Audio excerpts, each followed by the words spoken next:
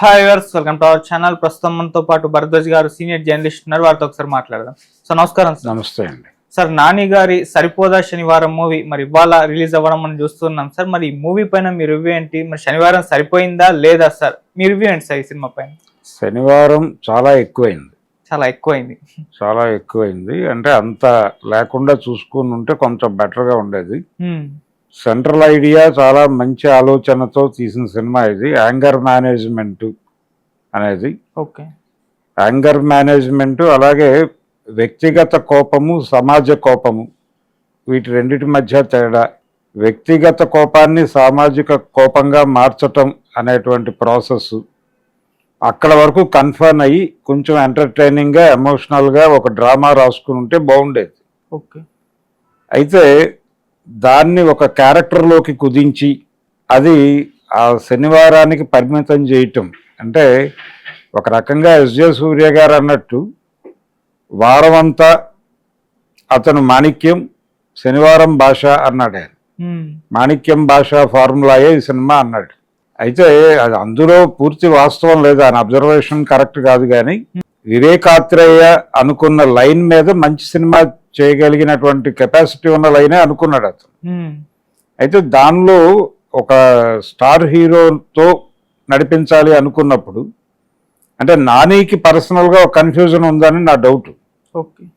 తను నటుడా స్టారా లేకపోతే స్టార్ నటుడా నట స్టారుడా అనే దగ్గర ఆయనకు ఏదో కన్ఫ్యూజన్ ఉంది. ఆ కన్ఫ్యూజన్ డైరెక్టర్లను కూడా కన్ఫ్యూజ్ చేస్తున్నాడు ఆయన. దాంతో స్క్రిప్ట్ డిజైనింగ్ చాలా ఫ్లాట్గా వెళ్ళిపోయింది. అంటే స్క్రీన్ ప్లే పరమైన మ్యాజిక్లు కూడా లేవు, స్ట్రైట్గా ఉంటుంది నేరేషన్. కొంచెం దానిలో స్క్రీన్ ప్లే డిజైన్ మార్చుకున్నా బాగుండేది. ఓకే, అంటే వాట్ ఈస్ దిస్ శనివారం అనేది కొంచెం హోల్డ్ చేసి నెమ్మదిగా చెప్పుంటే ఇంకొంచెం బెటర్ రెస్పాన్స్ వచ్చి ఉండేదేమో.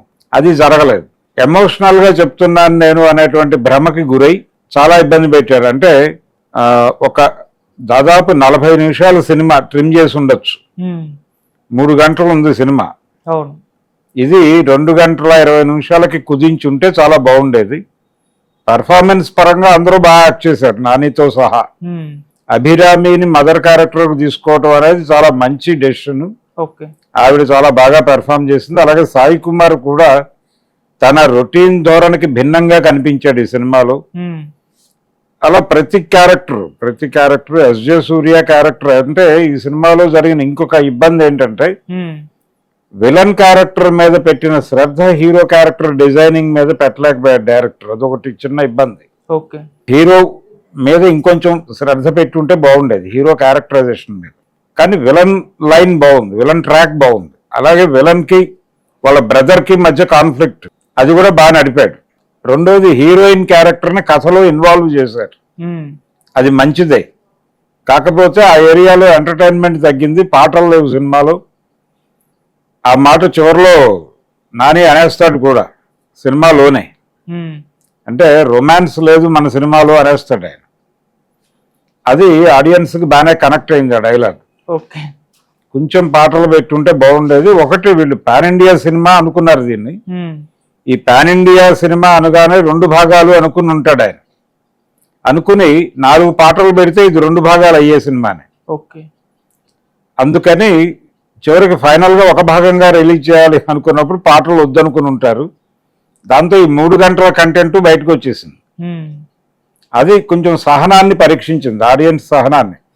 ఆయన అనుకున్న డిజైన్లో అంత సుదీర్ఘంగా కథ చెప్పకూడదు, అంత 3 గంటలు చేయాల్సినంత అంత నిడివిలో వెళ్లాల్సిన అవసరం లేదు. చాలా రెప్యుటేషన్స్ ఉన్నాయి సినిమాలో, నొక్కి వక్కానించటాలు ఉన్నాయి.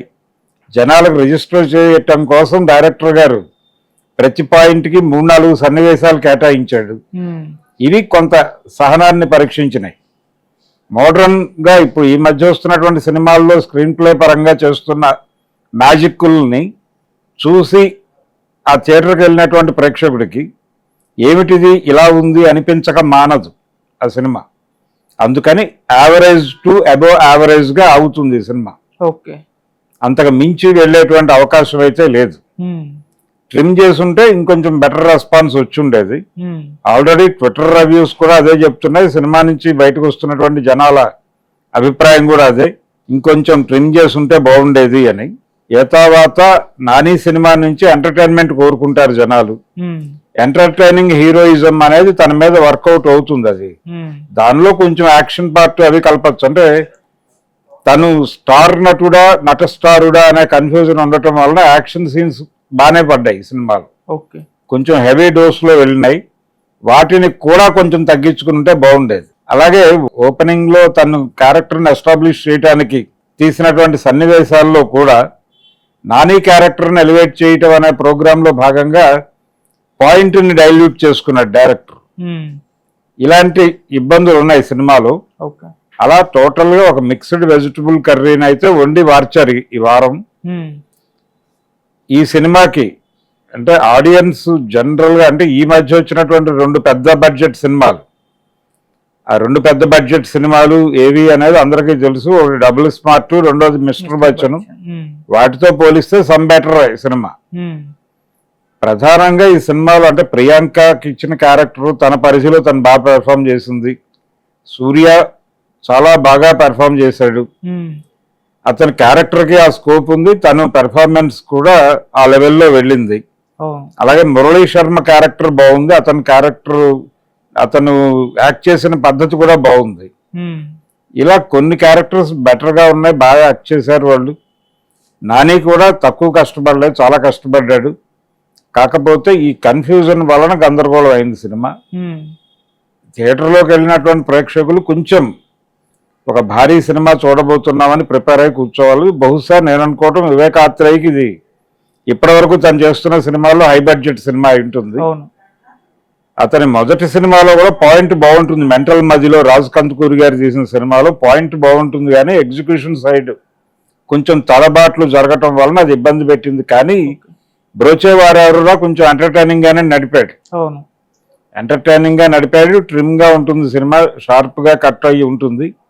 అది కొంత మంచి రెస్పాన్సే రాబట్టింది. అంటే సుందరానికిలో కొంచెం అందులో కూడా అతి ఉంది, ఉమ్, అది కొంత జనాల్ని ఇబ్బంది కలిగించింది. అది రిపీటెడ్ గా వచ్చిన అలాంటి కథలు ఆ టైంలో, ఓకే. అందువలన అది అనుకున్న ఫలితాన్ని సాధించలేకపోయింది. ఈ సినిమా విషయంలో కూడా దాదాపు అదే కండిషన్ జరిగింది. ఉమ్, ఇలా వివేకాత్రేయ నాని కాంబినేషన్ లో వచ్చిన 2వ సినిమాగా చెప్పుకోవాలి దీన్ని. ఏదైనా వివేకాత్రేయ గారు మంచి పాయింట్స్ తీసుకుంటున్నాడు, కానీ ఎందుకనో ఆయన స్క్రీన్ ప్లేలోను స్క్రిప్ట్ డిజైనింగ్ లోను కొంత తడబాట్లకి గురవుతున్నాడు అనేది వాస్తవం. ఓకే. అంటే కమర్షియల్ సినిమా తీయాలంటే ఇవి ఉండాలి అనుకుని చేయటం. యాక్షన్ పార్ట్ బాగా తీశారు, ఎగ్జిక్యూషన్ బాగానే ఉంది, కాకపోతే మితిమీరి ఉంది.